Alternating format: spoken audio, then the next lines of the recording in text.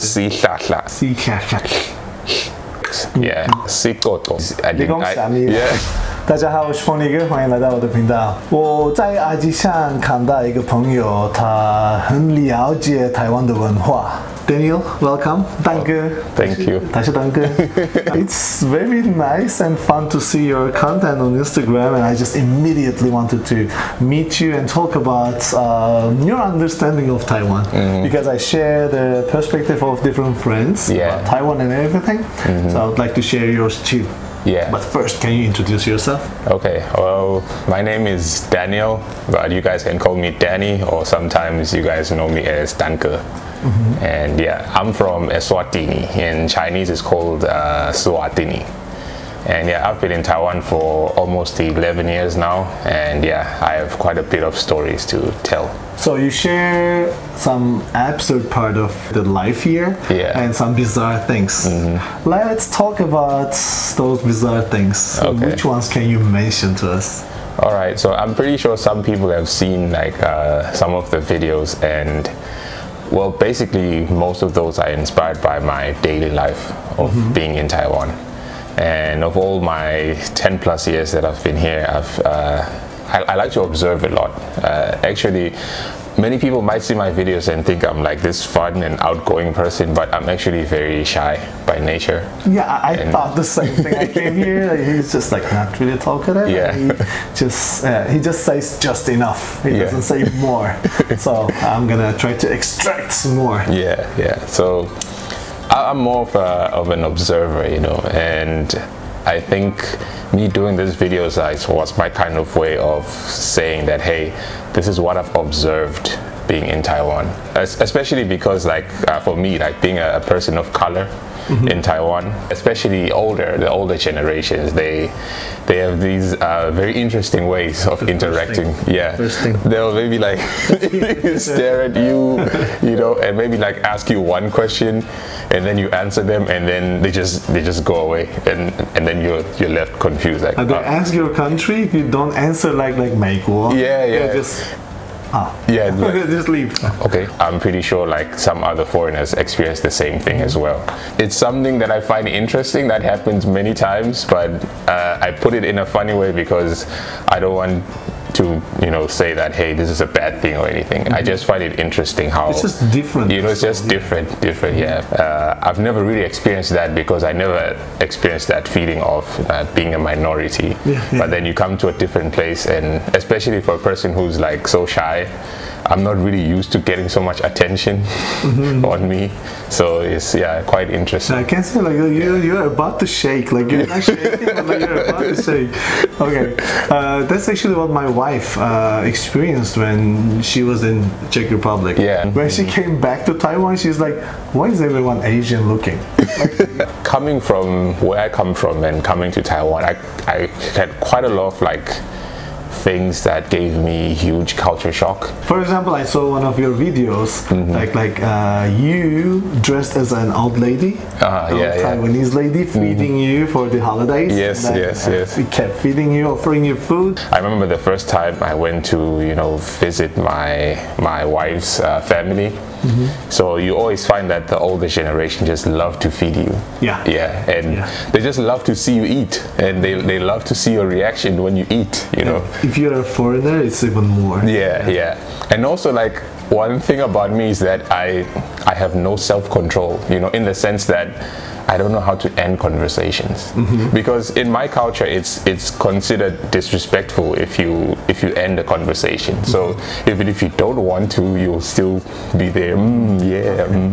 So I'm kind of like born and bred that way. So every time like I'm fed something, I'm like, this is nice, and then they see my reaction. I'm like, oh, let's give him more. And then you find yourself with like 10 different kinds of food in one sitting. You know, I started gaining weight, and then sometimes we'd like head back to go visit her family again, and then we would get those, you guys look like you're gaining weight, are you exercising? And Taiwanese people are not shy. They're sharing their opinion. I'm actually a person who's really interested in languages. Same. I can speak about 4 or 5 different languages now. What are they? Well, English, I did French from 4th grade in elementary school up until high school. Okay. So I speak a bit of that, and I speak Siswati, which is like the native language that we speak besides English in Eswatini. And wait, is it with clicks? Yeah, it is clicks. Yeah, yeah, there's clicks, and it's also. Can you say something in click? Sikoto. Yeah, we have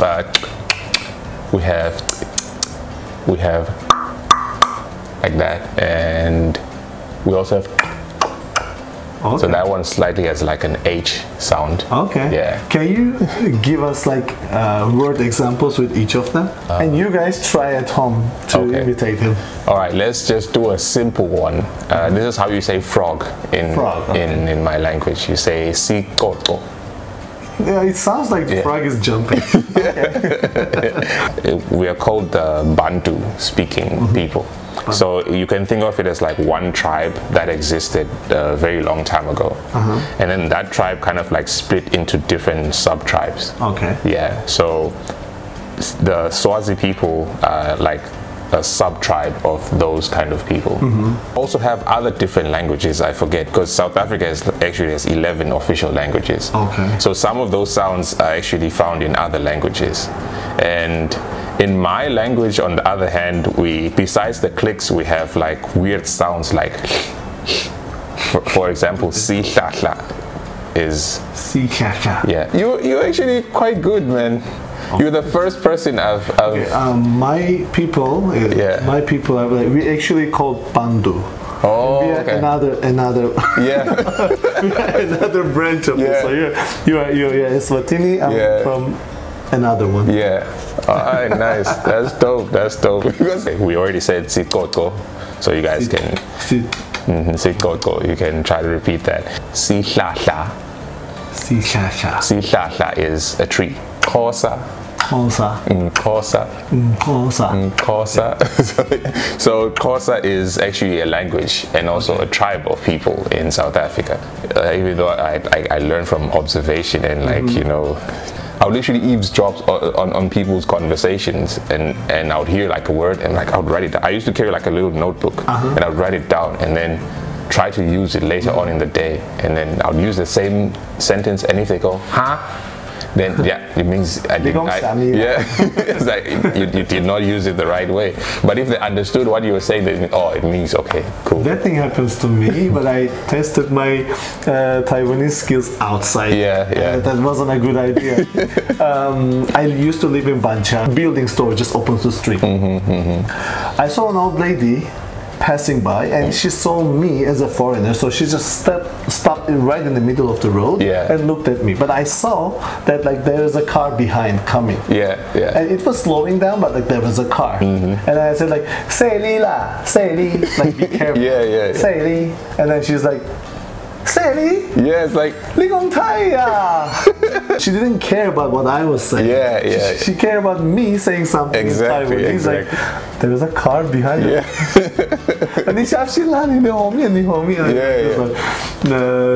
So sometimes it's not a good idea to test those skills outside. Thanks a lot for being in my video. I know you are shy, but like you know, it makes me say thanks twice to you. Because, like, pleasure. I really appreciate that, like breaking your shell. And I'm really happy to see a foreigner like being into Taiwanese culture, because we live here. This is like our home right now. Not the second home, our first home here. I'm also happy to see that in you. Thanks a lot. Thanks a lot. So if you want to catch him on social media, his Instagram will be under the video. Of course, I'll be writing in here and there, sharing his content in the video too. So just visit him, subscribe to both of us, and follow both of us. And I'll see you guys in the next video. Don't forget to like, subscribe, and make your comments. See you guys next time. Bye bye. Cheers.